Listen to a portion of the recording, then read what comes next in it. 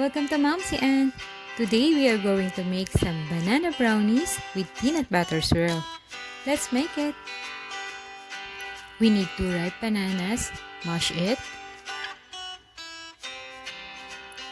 and let's add 3/4 cup of sugar. If you want a little sweeter, go ahead, make it 1 cup.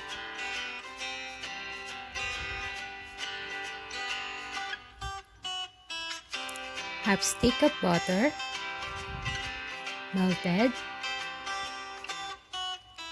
Just pour it into our banana mixture. Add 1 teaspoon of vanilla. Mix it. Now let's add 3/4 cup all-purpose flour.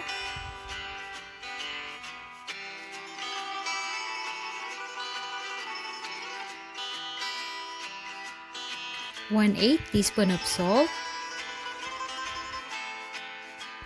1/4 cup cocoa powder, whisk it until everything is well combined.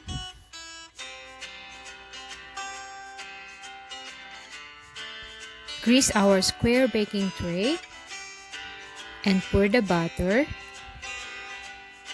Smooth the top and drop spoonful of peanut butter. Use a butter knife or a toothpick to gently swirl the peanut butter mixture.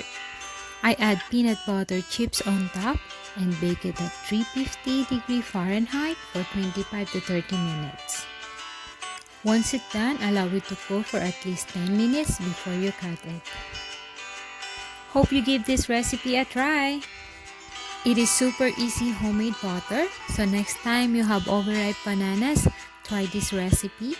It is delicious and nutritious way to use them.